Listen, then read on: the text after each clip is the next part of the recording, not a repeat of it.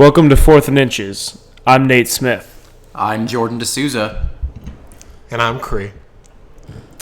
So basically what this is, we'll be doing a podcast every week for the next few months during the NFL season. And we'll be discussing all the big games, all the happenings within the NFL. Just three dudes that love sports, love football, and love talking about it.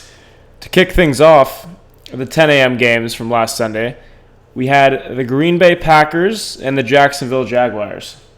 Now, this was a very entertaining game. The Jaguars have big expectations for the year with an upgraded roster and some talented young players.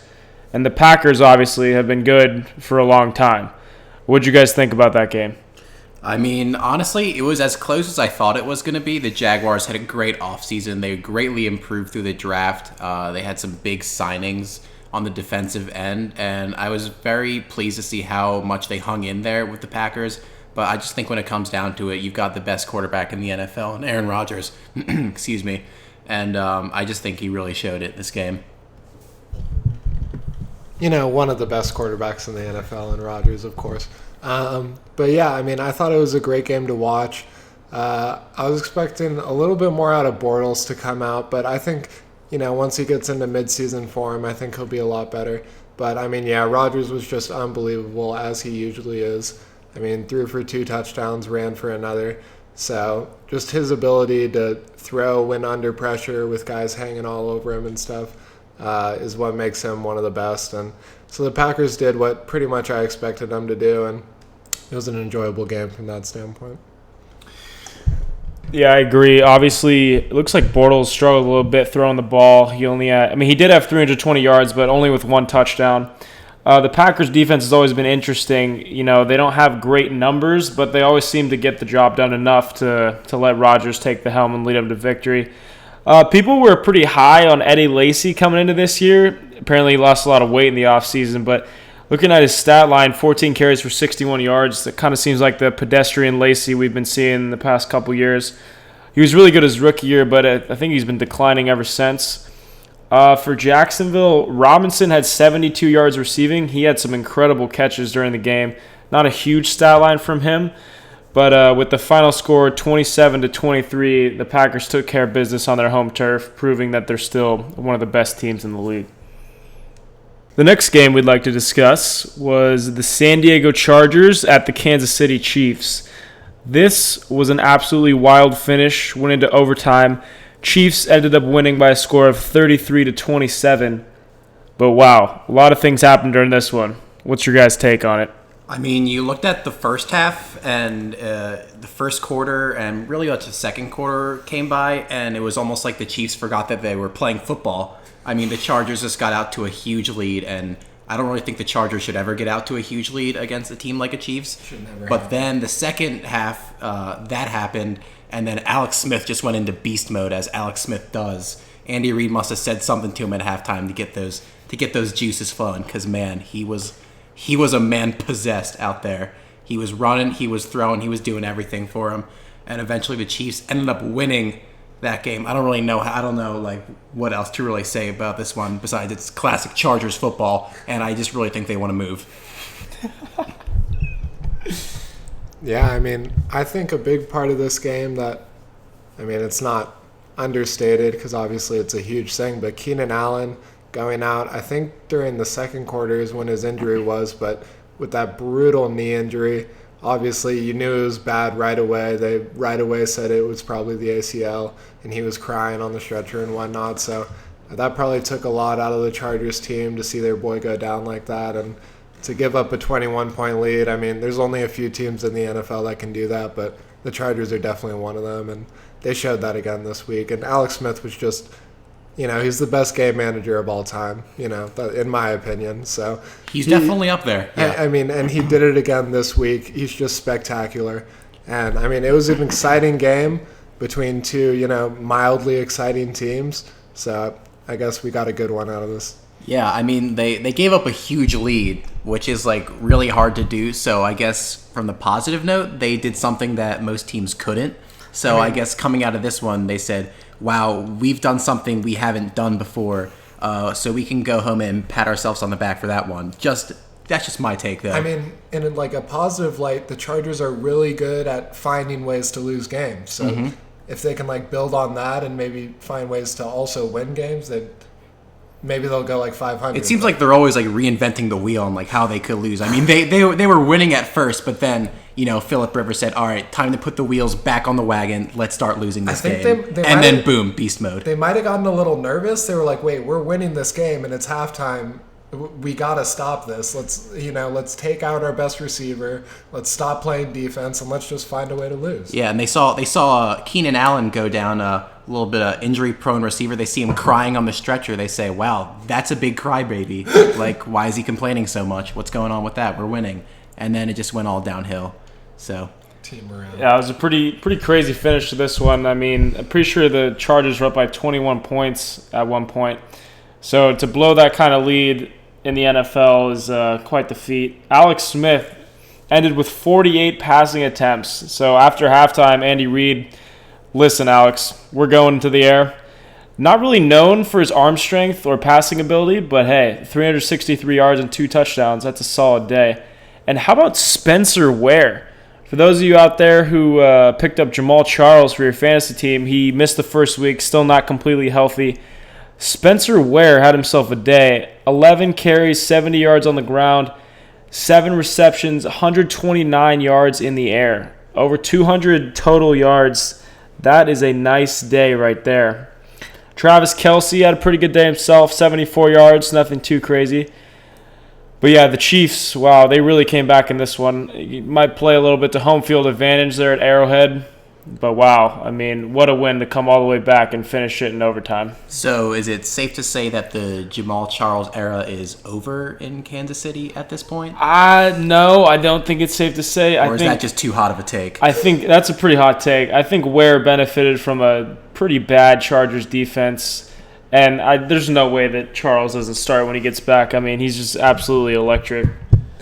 I mean, I think it's just getting him back because obviously this isn't his first ACL tear. He's had one before, so to tear your ACL twice and so at least we know he's consistent. Yeah, I mean, you see, like the Chargers love losing games, and Jamal Charles just loves tearing his ACL. I mean, I don't know what it is. If there's one thing being a football coach that you love, it's consistency from your guys day in and day out. And both of these coaches got that. I mean, consistency is like a habit. So if you do one thing all the time, then maybe you can, score touchdowns all the time. But right now, Jamal Charles is just on ACL tearing, so it works for him. Now moving to likely the most entertaining game of the entire weekend, we had the Oakland Raiders at the New Orleans Saints.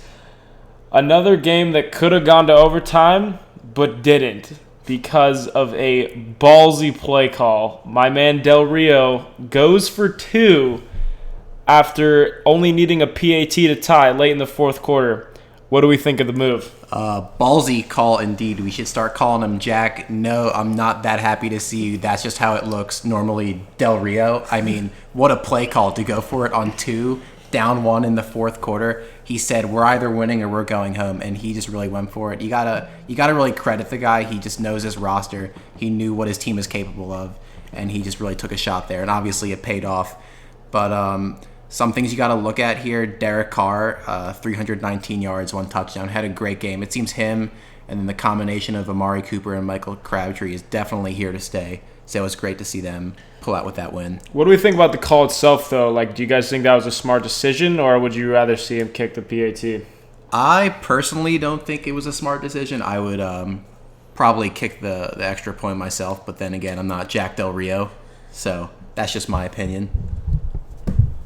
I mean, I think the call was, whether or not it was the right thing to do in that situation, I think it was like pretty much a statement call by Jack Del Rio that, he wants to win this year with the Raiders. And if you go into overtime, the way the Saints were playing, they were putting up both teams were putting up a lot of points on the board. So it's a coin toss at that point, and whoever gets the ball first might just score and win it. So I think Del Rio, just put it all on the line and thought, if we're going to win it, why not just win it right here? He trusted his guys. And I think that's going to do a lot for their confidence and just trust in their coach that he wants to win just as much as they do and he's willing to put it on the line. Because, I mean, if he doesn't get it there, he receives like a bunch of criticism and whatnot. So I think that showed a lot that, he trusts his players. And I think it's a good omen for the Raiders season. I mean, I've been thinking this whole offseason that this might be their year to maybe snag a playoff spot. So I think this is a really good start for them this year. And it was a gutsy call, but hey, it works. So I think that call was a win-win situation because you go for it, you go for two, and if you do get it, you're praised as a god. But then if you don't get it, you lose the game and run the risk of being fired from being the Oakland Raiders coach. So maybe it was a little bit of both. He was not very content coaching the Oakland Raiders, but also, hey, this could do really just wonders for me. So it was definitely a win-win situation there.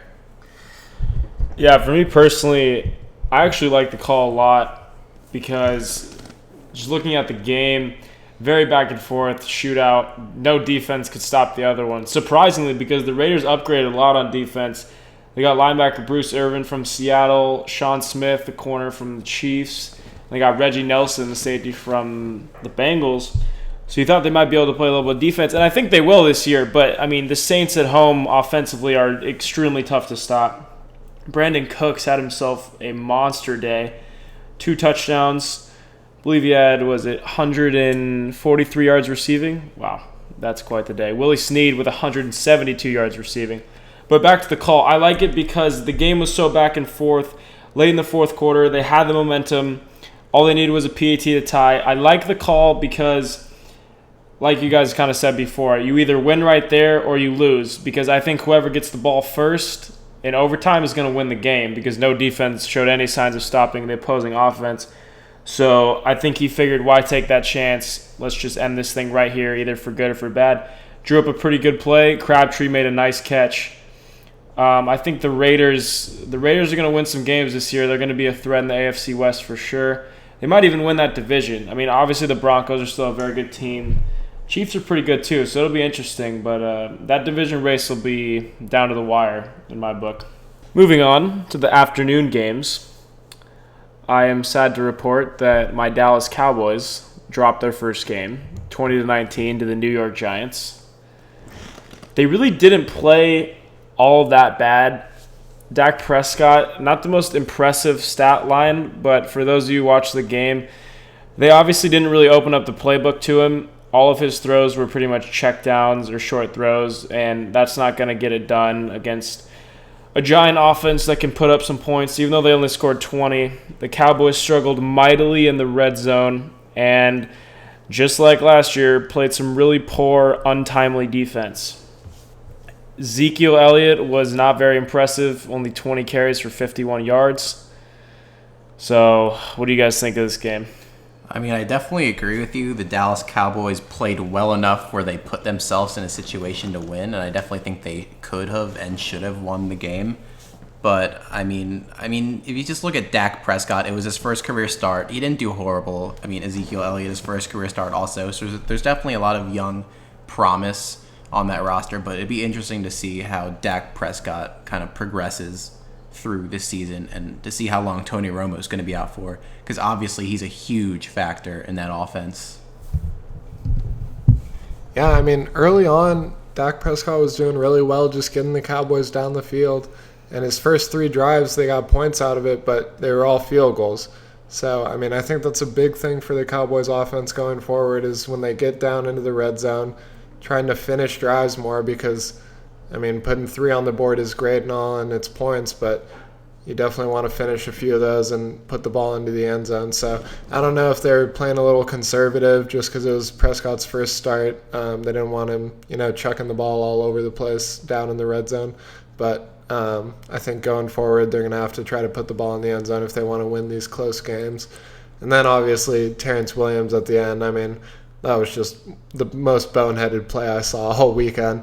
You got to get out of bounds in that scenario with no timeouts. There's no way that you can get on the ball that quickly. There was only, I think, 8 or 7 seconds left when he went down. So I don't know what he was thinking. Maybe he just wanted to, squeeze out a few more yards. But I think, everyone on the Cowboys sideline was trying to get him out of there. So boneheaded move. Would they have made the kick? Maybe, maybe not, but at least give your team a chance. But I thought it was a pretty entertaining game. It was good to see Victor Cruz back out there. Caught a touchdown in his first game in very close to 2 years, so that was awesome. But, I mean, NFC East is always kind of a toss-up, so it's a big win for the Giants to get a divisional win early on. So we'll see how the division goes moving forward. And I don't think you can really talk about this game without talking about Dez Bryant and the lack of impact he had. I mean, coming from someone who used to cry a lot when they were little, you see Dez Bryant, he cries a lot on the sideline. I think he's a certified crybaby. I don't know if you guys are going to disagree or agree with that. What do you think? I mean, I don't know if he's fully earned the label crybaby yet. But he's getting there. I mean, he's like working up his repertoire to the point where we might have to give it to him soon. So what do you think kind of happened with that, Nate? I mean, you're a big Dallas Cowboys fan. Well, first of all, I just think Dez is like a very emotional player. Like, as much distraction as he may bring, very limited recently. Like, but obviously when he first got on the team, he was kind of a distraction, but that's died down now. So he was a crybaby, and he isn't. I wouldn't use the word crybaby. I just think it was a maturity issue. So he's growing up. He's growing up right before our eyes. He's still a very emotional player, and he wants to win. And I don't think his production from this game was actually his fault. I mean, as we can see on the dismal stat line, he had 1 catch for 8 yards. But, I mean, if you were watching the game, I believe he's only targeted 4 or 5 times.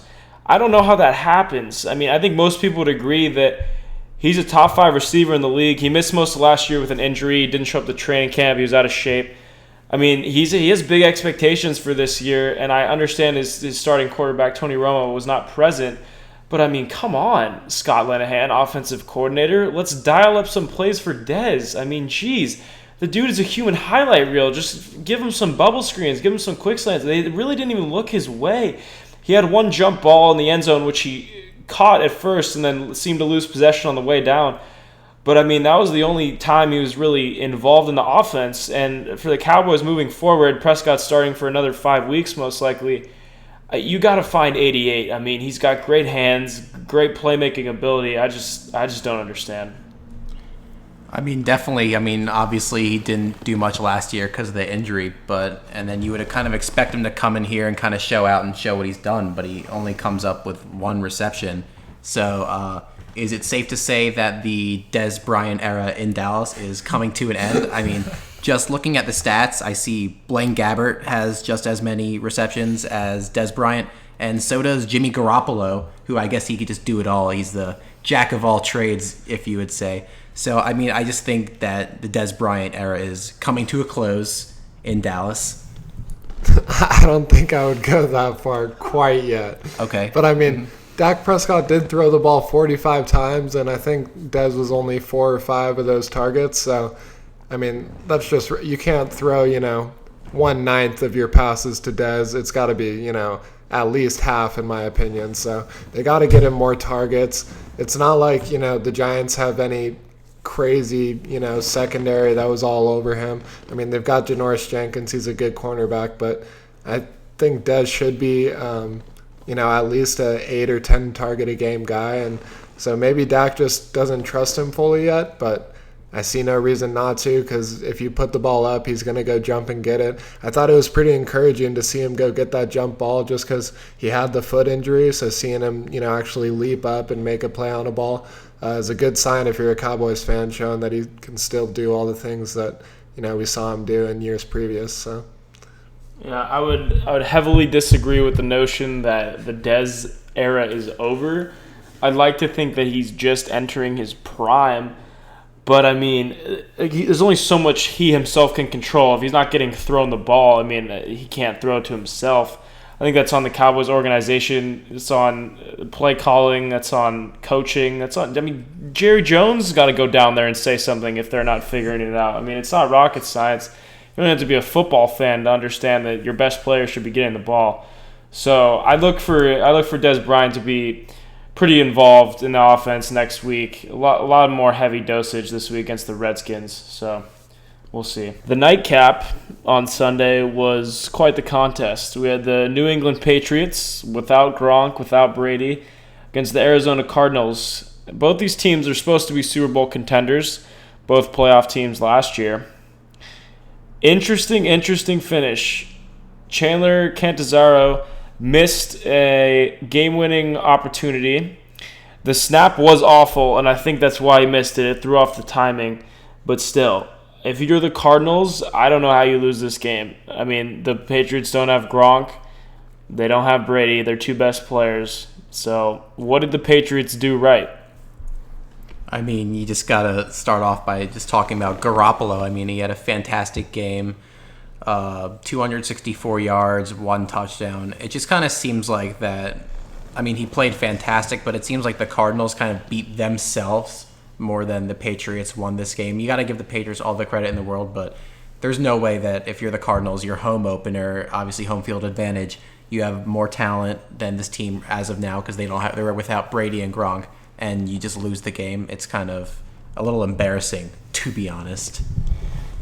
Well, I have quite a bit to say about this game, partly because the Pats are my team, and I, somehow picked against them earlier this week when I thought that the Cardinals would win this game. I don't know what I was thinking because Jimmy Garoppolo has shown himself to be, the second coming of Steve Young. But, I thought it was a fantastic game to watch. I was really happy to see Edelman out there running around looking healthy. He made a lot of good receptions over the middle. And Garoppolo, I think it was huge for him to have Edelman there just because it's such an easy thing to have a quick receiver in the slot that you can throw to. Those short, easy throws to kind of get him acclimated early in the game. I thought LeGarrette Blount played like a beast. He had a few third down runs that were just unbelievable. Late in the game, he had that 3rd and 11 run that he converted. That was huge on that last scoring drive for the Patriots.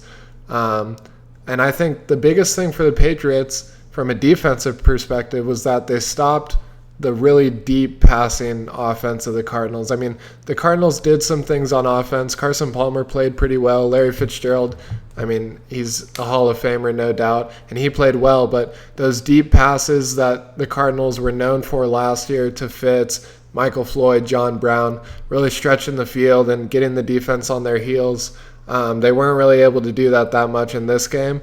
So I thought that was a really great job by the Patriots.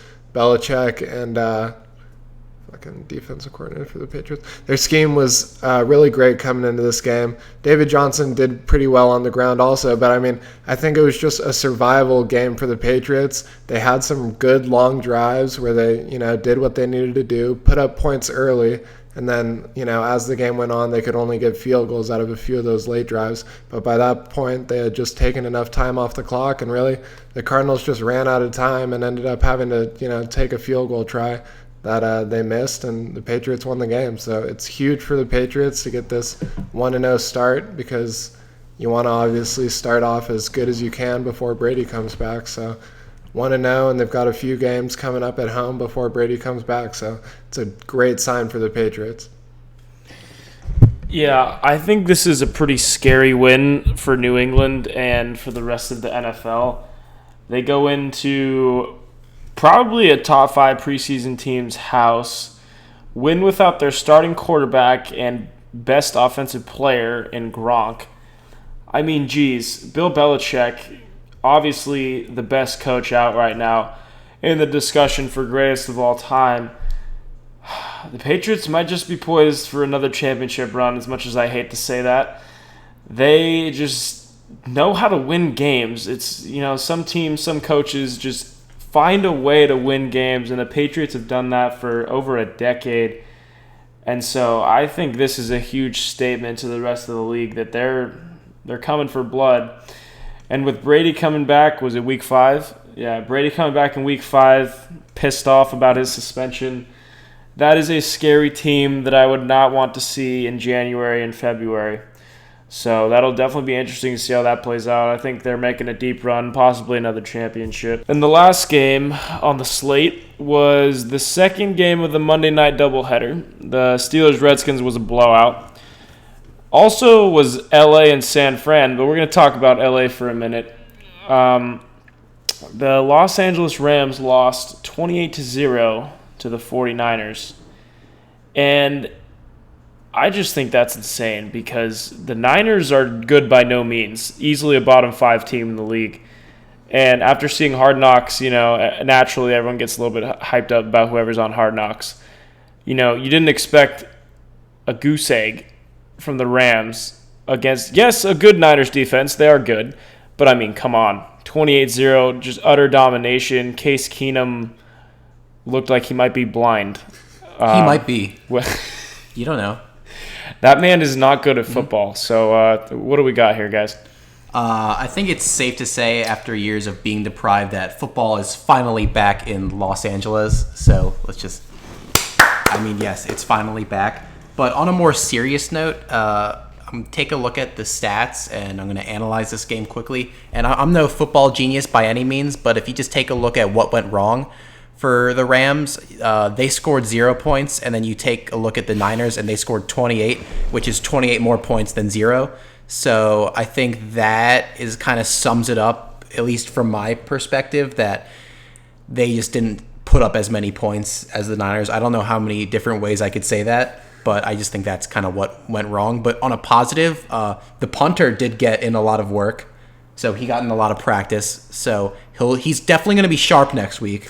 No one's expecting him to have a bad game next week, so he'll definitely look good next week. Expect for that. I don't know if there's much else to say about this game. Yeah, I mean, I certainly wasn't expecting too much out of this game because the Rams and the 49ers just isn't really a marquee matchup. But I definitely wasn't expecting 0 points out of the Rams. I mean, their offense is pretty bad, but they've got Todd Gurley. I'd expect them to try to, give him the ball a little more. 17 carries isn't that much. And he only averaged 2.8 yards a carry, which really is not very great. And it's not like the 49ers have, even a top 10 defense. I mean, they're pretty middle of the road defensively. So it's tough that the Rams couldn't put any points on the board. Case Keenum looked absolutely horrible. He looked unmotivated. He just looked like he didn't even want to be on the field late in that game.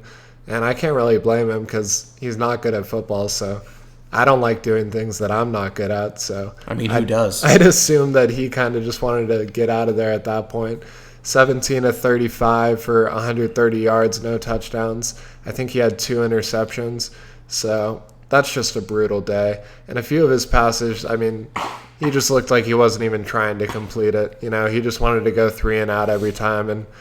pack up and go home. So I think the Rams maybe even have a case for starting Jared Goff. If not this week, maybe the week following that, because Case Keenum just does not look like he even has the potential to get it done.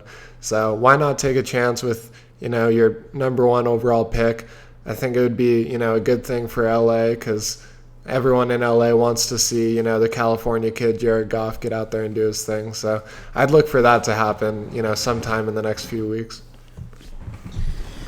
Yeah, this was just really bad from the Rams. Jeff Fisher, no way he's pleased.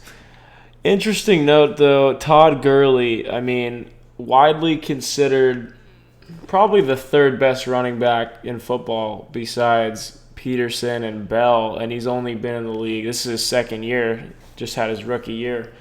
So it'll be interesting to see how he responds to this. But honestly, I'm feeling he might have kind of a down year, and not even because of his talent level, just because if I'm playing the Rams, I'm putting 9 men in the box and saying, please throw the ball. Because who are you throwing to? Kenny Britt and Brian Quick? Who? I think those are JUCO college players. Both also have more receptions than Des Bryant. Okay, that's different subject. I'm just saying the stats. Don't shoot the messenger. This is unfortunately true. However, I would dare the Rams to throw the ball if I played them. I would dare them to. And they would probably not do it successfully. So, honestly, the Rams might not win a game. They're that bad. They do have a somewhat respectable defense. Honestly, one of the best front fours in football. But when you can literally generate nothing on the offensive side of the ball, it doesn't matter. And so I'm afraid Gurley will have a down year just based on the fact that they cannot throw. You got to give credit where credit is due. Chip Kelly, what a debut. He came in here, he said, we're not going to let you score points, and we're just going to run up the score. And that's exactly what they did. They just had full control of the game. He did what he wanted at will. He ran when he wanted. He threw when he wanted. So is it safe to say that Chip Kelly's back? hold on. Threw when they wanted. Blaine Gabbert had only 170 yards passing with 1 touchdown. Effectively throw. The craziest part to me is it's not even like the 49ers were good on offense. They were average at best. And that might be even giving them too much credit. I mean, the leading running back, Carlos Hyde, he had 88 yards rushing. That's a good day. 2 touchdowns. That's a good day. But, I mean, through the air, 170, that's extremely pedestrian. That's below average. And just the fact that they hung 28 on a Rams team that is supposed to have a decent defense, that blows my mind. I mean, I think it was Saturday that me and Jordan and a few other of the boys were hanging out. And Jordan said to me about this game, the 49ers are bad at football, but I think the Rams might be worse at football. Mm-hmm. So that was like his analysis going into this game. And, I mean, you see it here with the 28-0 scoreline. The 49ers aren't a good football team by any means. And they'll probably go about 5-11 this year. But, I mean, the Rams are just horrible. There's just no other way to say it. This game did not have the feel of like a week 1 opening night, like buzz in the air type game. It was just flat, It was just not exciting. The Rams did absolutely nothing to, stake their claim that they're back in LA. So just a disappointing game overall. And, it was just tough to watch, really, because no good football was being played. If I'm Todd Gurley and Aaron Donald, I walk into the GM's office with linked arms and I say, listen up, we're a package deal and we demand a trade. Because, I mean, I don't see them being good for the near future. Obviously not this year. And those 2 guys are insanely talented and they deserve better. So, I mean, we'll see what happens with the Rams this year. But you guys have any closing remarks on Week 1 wildness? I'm just excited for Sunday to come around. Like, I just love football. I love talking, and I just kind of want you guys to listen. Cree?